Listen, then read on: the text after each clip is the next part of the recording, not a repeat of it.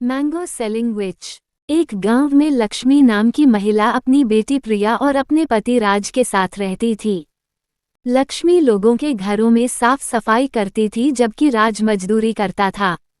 लक्ष्मी अपनी बेटी से बहुत प्यार करती थी, गरीबी के बावजूद उसने उसकी हर इच्छा पूरी की। एक दिन प्रिया अपनी माँ से आम लाने के लिए कहने लगी, माँ, गर्मियाँ आ गई हैं लेकिन आप मेरे लिए एक बार भी आम नहीं लाई। आप जानती हैं कि मुझे आम कितने पसंद हैं। हाँ, मुझे पता है कि तुम्हें आम बहुत पसंद हैं। चिंता मत करो, मैं जल्द ही तुम्हारे लिए आम लाऊंगी। लक्ष्मी प्रिया से आम लाने का वादा करती है, लेकिन उसे समझ नहीं आता कि वह आम के लिए पैसे कहाँ से लाएगी। वह राज से इसका जिक्र करती है लेकिन वह उसे साफ मना कर देता है। आज प्रिया मुझसे आम लाने को कह रही थी, अगर तुम्हारे पास कुछ पैसे हैं तो कल आकर बाजार से आम ले आना। आप जानते हैं महंगाई कितनी बढ़ रही है, 2 वक्त का खाना मिल जाए तो कितनी बड़ी बात है। इस महंगाई में आम कहाँ से लाएं? लक्ष्मी इस बात को लेकर बहुत चिंतित हो जाती है कि प्रीना के लिए आम खरीदने के लिए पैसे कहाँ से लाएं और वह अपनी मालकिन से इसका जिक्र करती है। मालकिन, मैं अपनी बेटी के लिए आम खरीदना चाहती हूँ, क्या आप मुझे कुछ पैसे दे सकती हैं? अगर आप लोगों को 2 वक्त का खाना मिलता है तो वह बहुत ज्यादा है और आपकी बेटी फल मांग रही है। लक्ष्मी बहुत दुखी हो जाती है कि वो प्रिया के लिए आम नहीं ला सकी।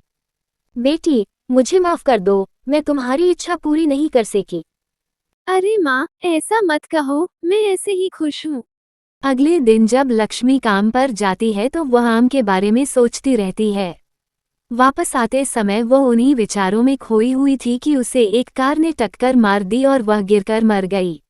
मरने के बाद लक्ष्मी डायन बन जाती है। मरने से पहले मैं अपनी प्रिया की आम खाने की इच्छा भी पूरी नहीं कर सकी। तभी लक्ष्मी की नज़र एक आदमी पर पड़ती है जो आम ले जा रहा है। लक्ष्मी उसके पीछे पीछे उसके घर तक जाती है।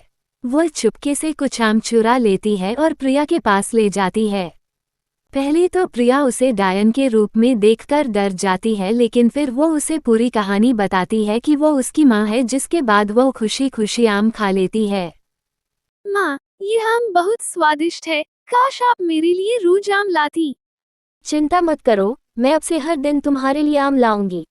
ये सुनकर प्रिया बहुत खुश होती है। अगले दिन भी लक्ष्मी उसी घर में आम चुराने जाती है, लेकिन आदमी और उसकी पत्नी उसे देख लेते हैं।